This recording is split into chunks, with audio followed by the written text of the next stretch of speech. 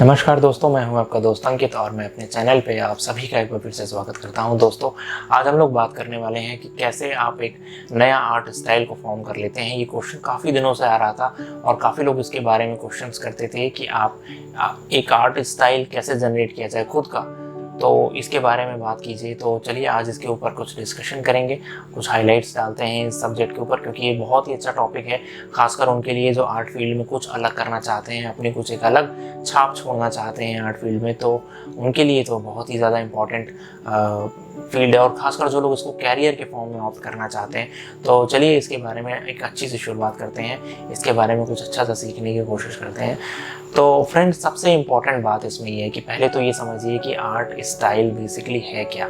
तो art style basically वो चीज़ नहीं है कि जैसे आप अभी जो आर्ट वर्क कर रहे हो वो आपका आर्ट स्टाइल है। अगर इस तरह से कोई सोच रहा है तो this is not the correct way of thinking on this thing, because कि जो अभी आप कर रहे हो वो आपका एक, अभी आप कंफर्म नहीं हो कि आप किस फेज़ में हो। अगर मैं ये कहूँ कि आप लर्निंग फेज़ में हो अभी, तो डेफिनेटली वो चेंज हो रहा है डे बाई डे। आप धीरे धीरे, अगर रियलिज्म में कर रहे हो काम तो रियलिज्म की तरफ बढ़ रहे हो, अगर कोई हाइपरलिज्म में कर रहा है तो हाइपरलिज्म में बढ़ रहा है, कोई सरलिज्म में कर रहा है तो सरलिज्म में आगे बढ़ रहा है। बट ये नहीं कह सकते कि आप इस पर्टिकुलर आर्ट स्टाइल को ओन करते हो या फिर आपने ये आर्ट स्टाइल को जनरेट किया है। आप ये कह सकते हो कि ये आर्ट स्टाइल को मैं फॉलो करता हूँ। ठीक है, दोनों चीज़ों में बहुत बड़ा डिफरेंस है जो कि हमें समझना बहुत ज़रूरी है। आप एक्सपेरिमेंटिव अपने एक स्टाइल को जनरेट करना, कि मैंने 2-3 स्टाइल्स को देखा, सीखा और उसके बाद मैंने एक अपना स्टाइल जनरेट किया, एक ये डिफरेंट थिंग हो गई। और ये एक डिफरेंट थिंग हो गई कि मैं इस एक पर्टिकुलर आर्ट स्टाइल को फॉलो करता हूँ और इस पर बेस्ड आर्ट वर्क करता हूँ। जैसे कि सपोज जैसे कोई कहे कि मैं हाइपरलिज्म में आर्ट वर्क करता हूँ, तो हाइपरलिज्म में आर्ट स्टाइल ऑलरेडी एग्जिस्टेड है।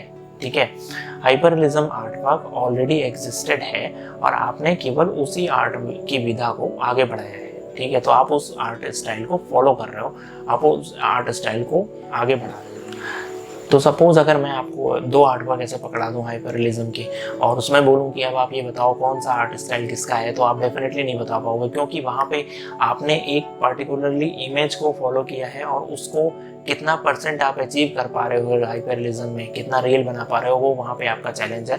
तो वहाँ पे कोई स्टाइल नहीं फॉर्म हुआ है, वहाँ पे केवल ये फॉर्म हुआ है कि आपको अचीव करना है 100%। अब उसमें किसी ने 80% किया होगा, किसी ने 90%, किसी ने 100%, बस इतना आप डिफरेंस कर पाओगे। बट कोई अपना स्टाइल नहीं जनरेट हुआ है वहाँ पे डेफिनेटली।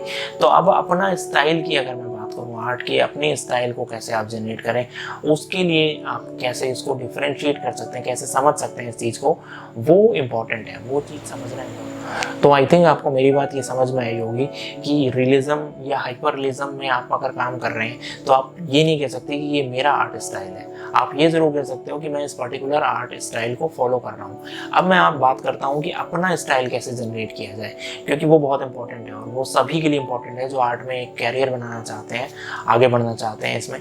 तो फ्रेंड्स, सबसे ज़्यादा इंपॉर्टेंट है 2-3 बातें हैं इसमें जो मैं आपके साथ शेयर करना चाहता हूँ।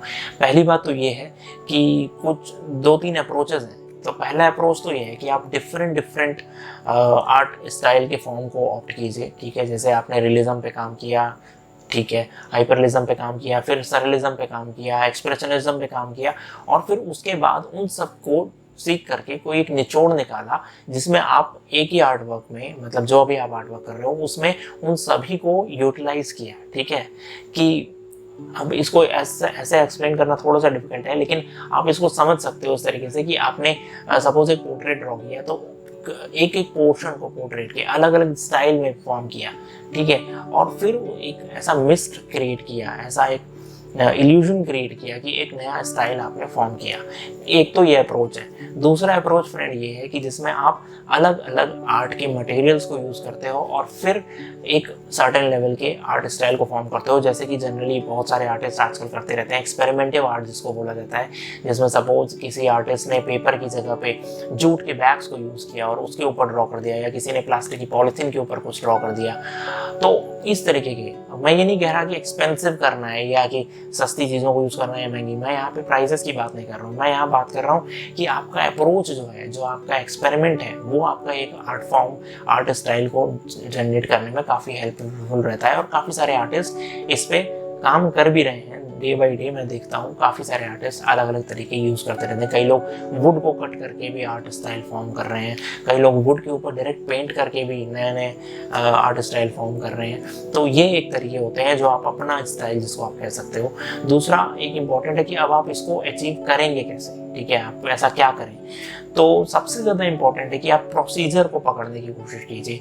जो मैं अक्सर हमेशा बोलता हूँ जब मैं आपको आर्टिस्टिक पोर्ट्रेट सिखाता हूँ, तो मैं आपसे हमेशा ये कहता हूँ कि आप अपने प्रोसीजर्स को ज़्यादा शार्प करने की कोशिश कीजिए, प्रोसीजरल आर्ट वर्क ज़्यादा सीखिए रादर देन कि रिजल्ट क्या आ रहे हैं, ठीक है। भले ही आपका रिसेम्बलेंस नहीं आ रहा, भले ही आपका जो आप रियल इमेज बना रहे हो वो नहीं बन रही है, लेकिन कुछ एक अलग फॉर्म आपका जनरेट हो रहा है, लेकिन वो आपका अपना स्टाइल है, क्योंकि वहाँ पे आपने कॉपी नहीं किया है, ठीक है। जब आप कॉपी करते हैं सर्टेन चीज़ को, सपोज एक रियल इमेज को आप कॉपी करते हैं, तो आप एग्जैक्ट रियल इमेज जैसा बना लेंगे या तो उससे थोड़ा कम बनाएंगे, लेकिन कुछ अलग बन जाने की चांसेस तो बिल्कुल भी नहीं है, ठीक है।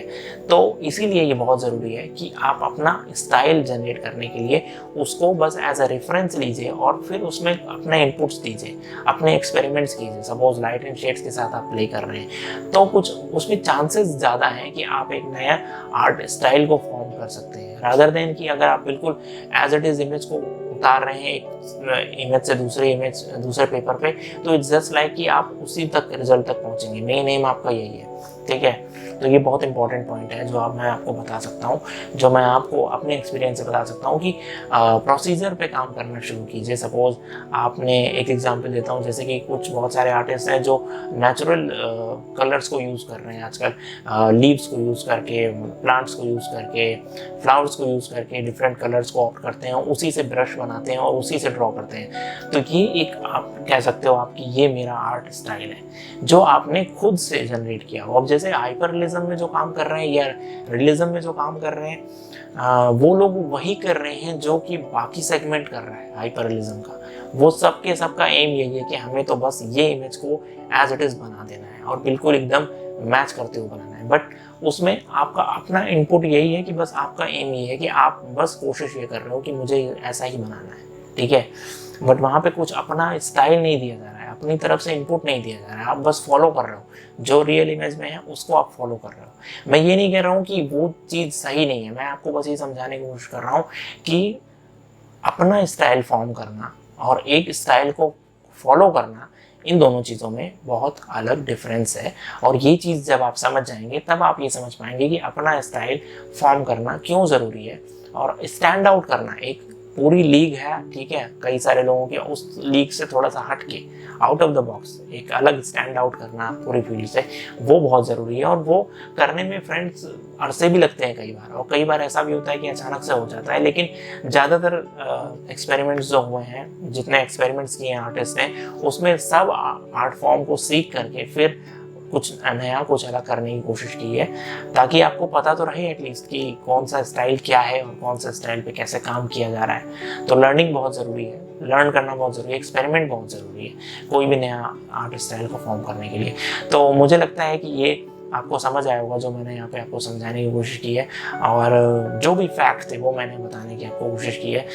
हो सकता हो कि कुछ चीज़ें ऐसी हों जो कि अभी आपको रिलेवेंस ना लग रही हो, रिलेवेंट ना लग रही हो, लेकिन आप जब आगे आने वाले टाइम पे देखेंगे तो आपको धीरे धीरे चीज़ें अपने आप समझ में आने लगेंगी कि क्यों ऐसी चीज़ें मैं आपको कहने लगते हैं। क्योंकि अब जो आर्टिस्ट रियलिज्म कर रहे हैं या हाइपर रियलिज्म पे काम कर रहे हैं, मैं ये नहीं कह रहा कि वो उसको छोड़ दें, या मैं ये भी नहीं कह रहा कि उसको ना करें। मैं कह रहा हूँ उसको करते रहें, बिल्कुल करते रहें, साथ के साथ अपना एक आर्ट स्टाइल फॉर्म जनरेट करने की भी कोशिश करें, जिसकी वजह से कल को अगर आपके कोई पोर्ट्रेट्स देखिए बनाए हुए तो वो उसको रिकग्नाइज कर सके कि ये तो उनका काम है किया हुआ, ठीक है।